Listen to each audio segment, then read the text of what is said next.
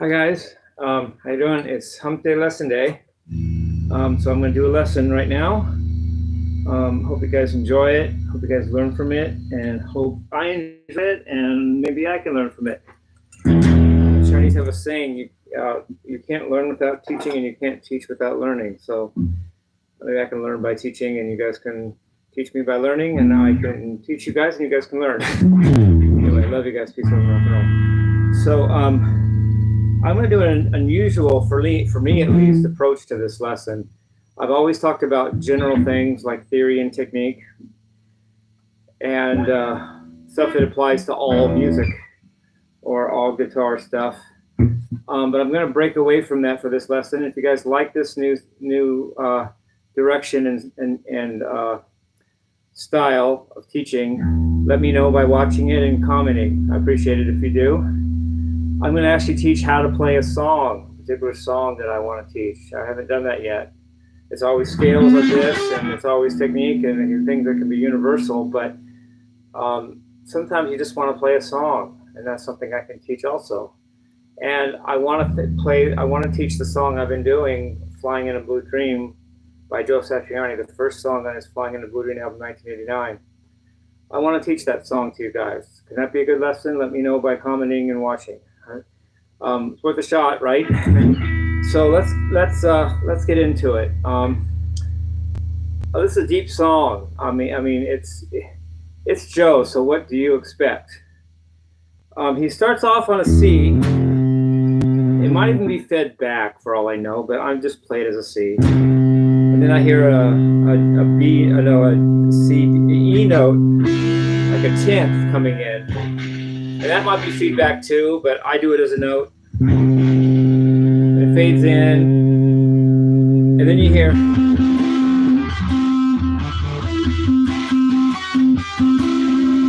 And that's a C Lydian lick. And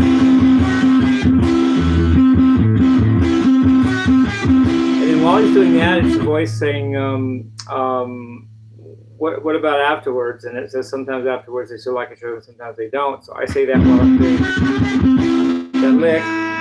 And then he does it a few more times. This is an octave lower than the one I just did. It's still same C Lydian. So then you start the melody. And I really like this melody.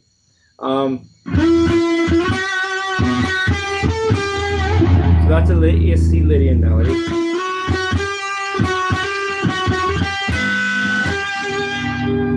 Now, what I did the second time at the outro part of that on my last take, which is take number 3, actually 4, but I deleted take 2, so now take 4 is take 3, and that's take 3. Is I accidentally hit a high E. I went like this, or something like this.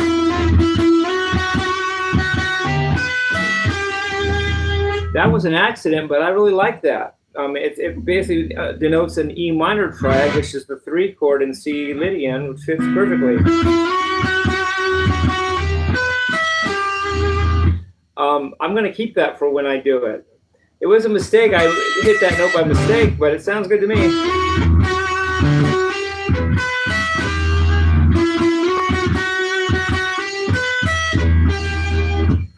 I like it. So no offense to Joe for not thinking of that, or maybe he did think of it and it was too many notes to put on a record. I don't know, but I like that.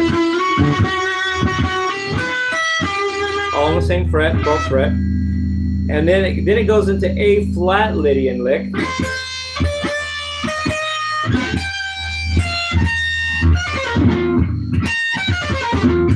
That's interesting. It's A flat Lydian is a major third below C Lydian.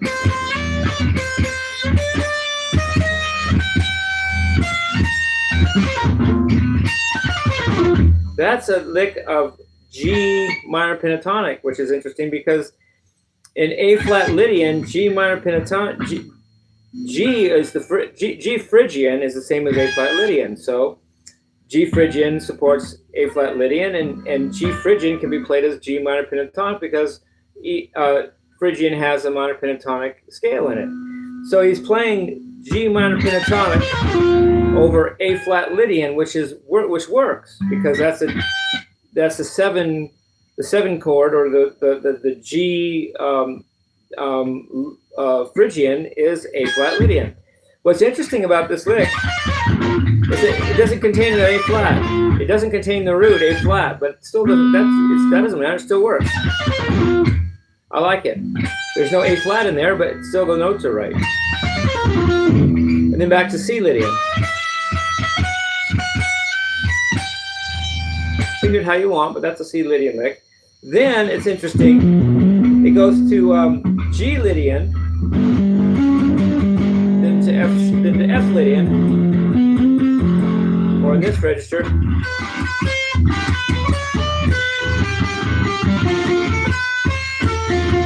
And for the G Lydian to F Lydian, he plays C sharp to D, which is the sharp 4 to 5 in G Lydian, which I just said we were.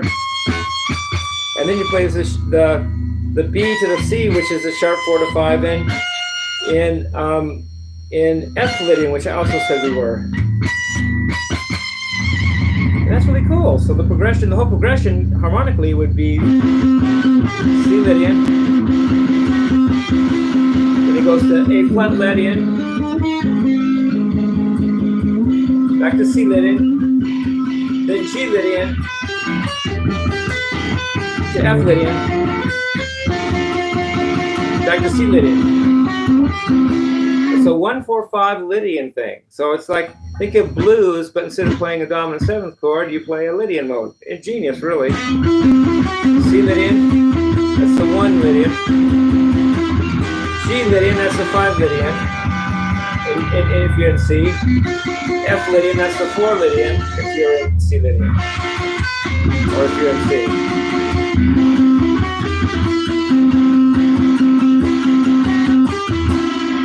And then plays that a few more times, and that's the intro, or some people call it the head in jazz music. And then comes the soloing. So he does 8 bar, it's in 4/4 time, and he does 8 bars in C, or 8 majors, 8 bars in C Lydian to start the solo. So it's going to be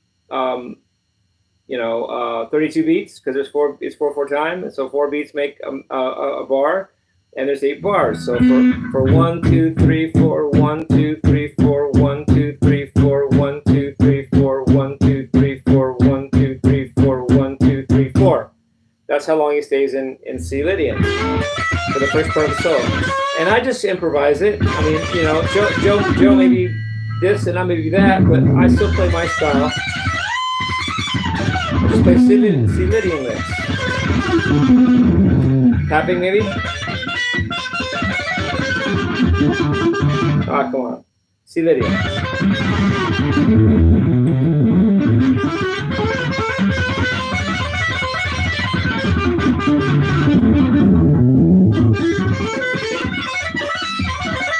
Or just picking, or legato.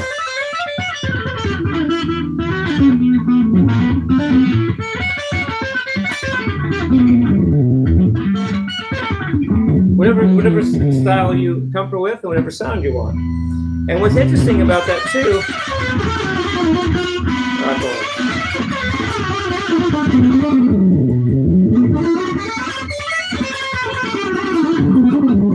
what's interesting is that C Lydian implies A Dorian. So while you're soloing in C Lydian, you can play A Dorian. Just focus on C as the root if you want to.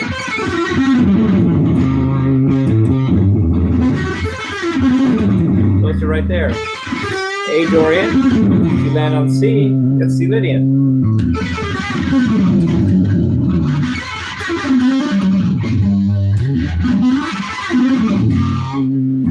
Or if you're back in the C position.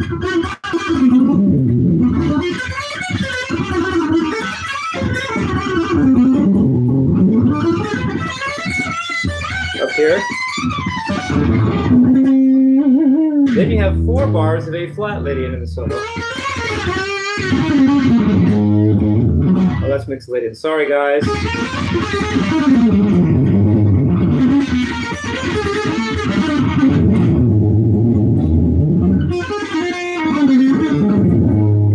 bars of that.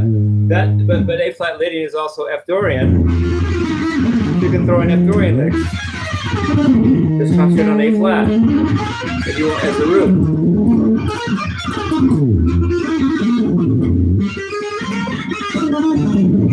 Then 4 more bars of C Lydian.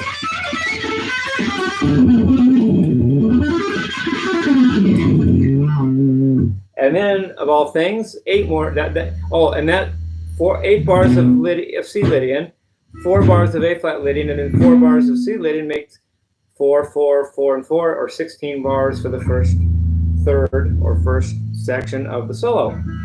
16 bars. 16 bars. First 8 bars of C Lydian, 4 bars of A flat Lydian, and then 4 bars of C Lydian, and 4, 4, 4, and 4 make 16. So 16 bars right there. And then he does the second part of the solo, the second of the 3 sections, and then he does again 8 bars of C Lydian. So he continues that how he started the first time. So 8 bars of C Lydian. Play A Dorian if you want. Just make sure you know that the root is C. Now it's tricky. 2 bars of A flat Lydian, then 2 bars of F Lydian. So instead of playing 4 bars of A flat Lydian, it's 2 bars of A flat Lydian, then 2 bars of F Lydian. And then again 4 bars of C Lydian. That makes 4, 4, 2, and 2, and 4. Again, 16 bars. That's the second section, or it's the second third of the solo, or it's the second section of 3 sections of the solo. Now, I want to go off on a tangent here. Big surprise. Interesting about the choice of keys to play in here. If I have C major triad, there's three triads that have a C in it. One is A flat major. There's 3 major triads that have a C note in them. One is C major triad, next A flat major triad, and next F major triad. And those are the 3 keys for the Lydians he uses in that second section of the solo. So what he's basically saying is, I can play C Lydian, which has a C in it. I can play A flat Lydian, which has a C in it, and I can play F Lydian, which also has a C in it. So he's got a method to his madness. Every one of the 3 keys he's playing all have a C note in it, which anchors it in a certain way. And what's interesting about the notes that make up those 3 notes that have a C in it, if they put a triad on each of the major triad on each of the 3 notes, is that those 3 notes make up an F minor triad. F, A flat, and C makes an F minor triad, and that's the negative harmony of a C major triad. So what that teaches you is that if you want to know what notes a C major triad has, what triads have a C in them, then take what major triads have a C in them, take the C major triad, take the negative harmony of that, which is C, A flat, F, and you'll find that all 3 of those major triads, F major, A flat major, and C major, all have a C in them. So that's the logic behind why is he going to F, A flat, and C. Because in each of those cases, he has a C note in those Lydian scales. In C Lydian, C is the 1 note. In A flat Lydian, C is the 3rd.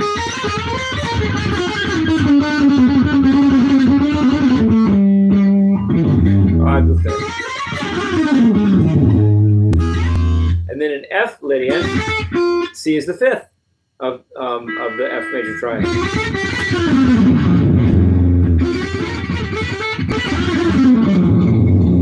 So genius there. If you take a minor triad, let's say E minor, then the minor triads that all have an E in them, E note, are the negative harmony of that E minor, which is A major. There. So in A major is A, C sharp, and E. E has a minor triad because E is the one note of a minor triad, of an E minor triad. Then C sharp has an E in it because C sharp minor, the minor third, is the E. And then an A minor has an E in it because E is the fifth note in A minor triad. So that's how you do it for a minor triad. You just take the negative harmony of the minor triad, play the minor triad on all three of those notes that you got from the negative harmony of the E minor triad, and all those three minor triads will have an E note in them. Kind of a common tone approach. Like this kind of thing. You can go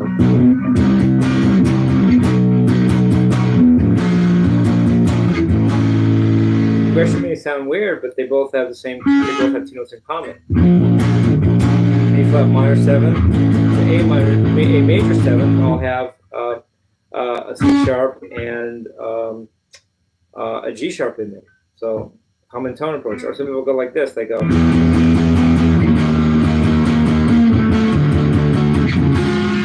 That may sound weird, but if I have E minor, has a G in it, G sharp major also has or you could call it E flat major, also has a G in it. So common tone approach can be used for chord progressions, or it could be used for what key to play in when you're making a solo, such as the brilliant solo in Flying in the Train.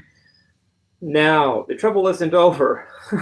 The third section of the solo is the next 16 bars, and that's all in C mixolydian.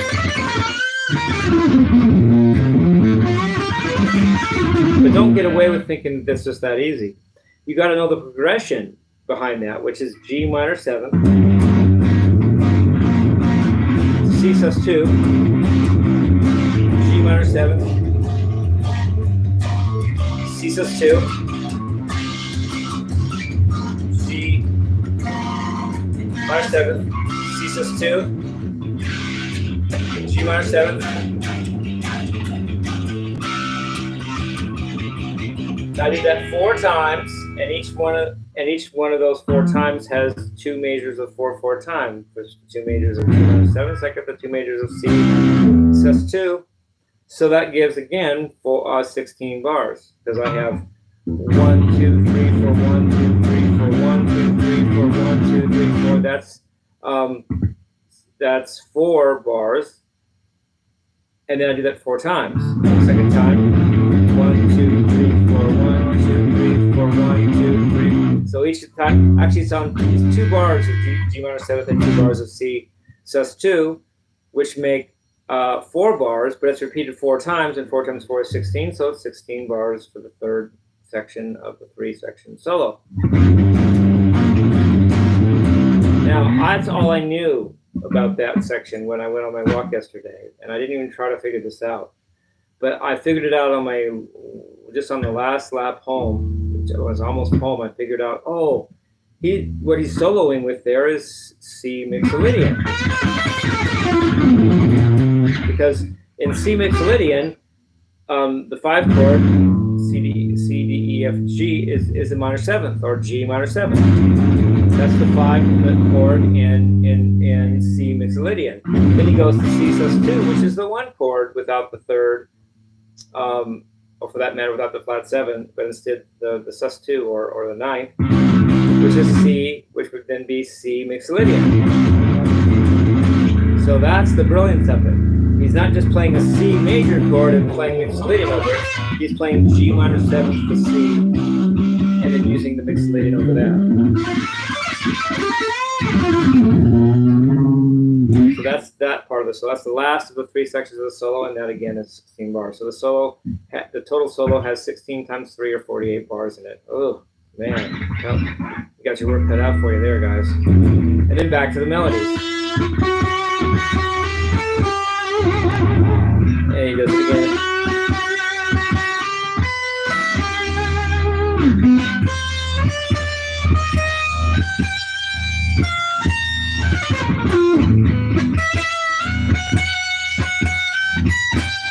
once again, just G Lydian, F Lydian, and back to the C Lydian lick, a couple bars. Then it repeats it. G Lydian lick, F Lydian lick. The song continues back in C Lydian for the outro. Just play it till you feel like stopping. I do a little ending. Typical Lydian lick, a little progression, not lick, progression, I should say. C major, G major, C major, D major, C major. That's all makes C Lydian. Then I end on a C. Then I make sometimes I can play the B to make a major seventh, or I can slide from G to E and make a second to a major third. By the way, I did that by accident on a take yesterday. Well, that sounds good, you know.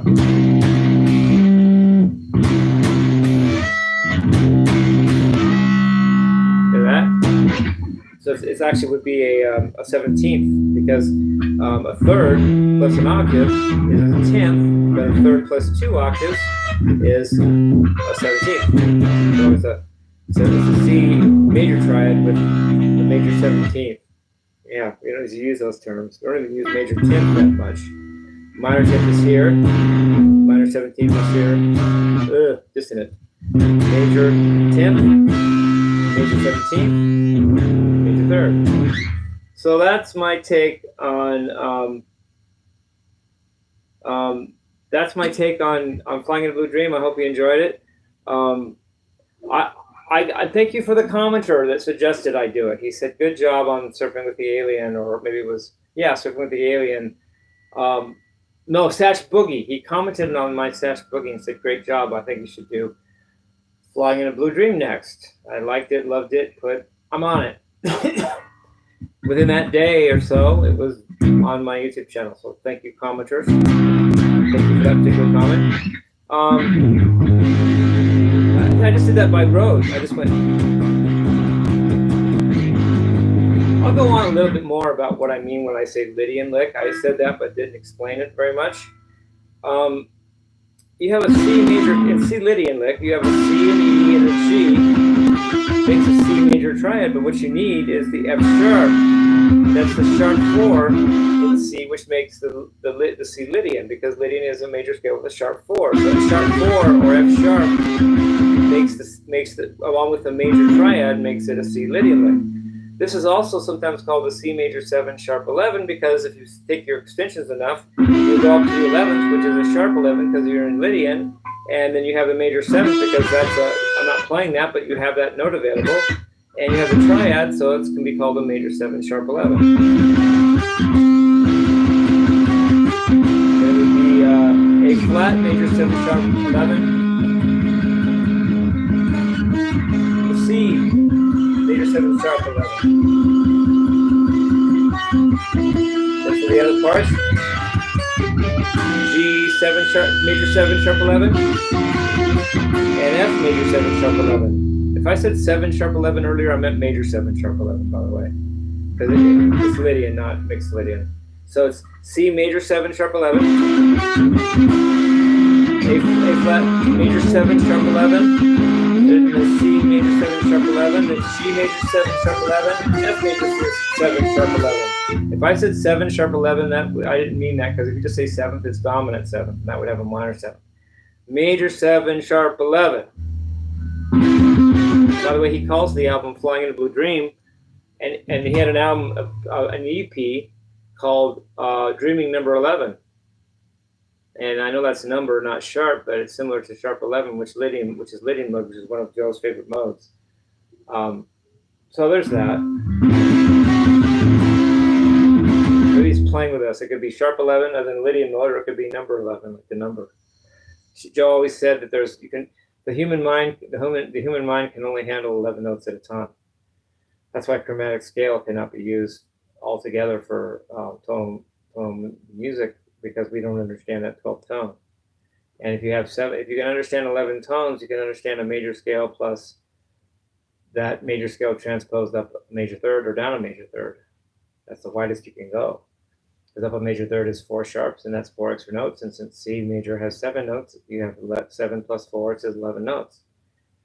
Or if we go down a major third, you still have 4 other notes from that scale down a major third, and then you have the 7 notes of the original scale, and 7 and 4 again is 11. So again, if you go down a major third with the same diatonic lick, you have 11 notes. Here's where it gets tricky. You can't, if you play a major scale and then another major scale up or down a half step, you can't hear all the notes, because if I play a C major scale and I play C sharp major scale, that makes all notes in the chromatic scale, which is 12, and your ear can't put it together, can't hold it together for that. So no one can hear all the notes in two chromatically successive major scales. There's too many notes. I can't hear all the notes in C major and all the notes in B major at the same time, because that's 12 notes, and B and C is a half step, so it's a major scale moved up or down a half step. You can't do it. If I have a C major scale and a C sharp major scale, I also can't do that, because that's a major scale a half step up from the original one, and that still makes 12 notes. And one way you can know that there's 12 notes is because if you go up or down a half step, you're also going up or down 5 sharps or 5 flats. Also 7 sharps or 7 flats, but I'll say 5 because it's more convenient right now. So if I take a scale and I go up a half step, that scale at the half step has 5 sharps. Five flats in it, or if you go down a half step with it, it would have 5 sharps. And since the original scale has 7 notes, and you're adding 5 sharps or 5 flats, you get 7 plus 5, which is 12 notes, and you can't handle it all. So that's the limit of the human ear. The human ear also can't handle two major scales a tritone apart, because again, that also makes all 12 notes. If I have C major scale and F sharp major scale, that includes all 12 notes, and the ear can't put that together. Can't hear it all at the same time. Too many notes. Anyway, was that a good lesson? I gave you some general theory there while I'm holding my guitar. Please don't underestimate teachers that don't just play while they're teaching. My last year of lessons with Tom Franks, my great teacher, we just talked about improvising, and it sank in the end. And it's one reason I'm the player I am today. It's one reason I can improvise, because of him. I love you, Tom. I love you. So I hope you guys enjoyed the lesson. Love you guys. Peace, love, and rock and roll.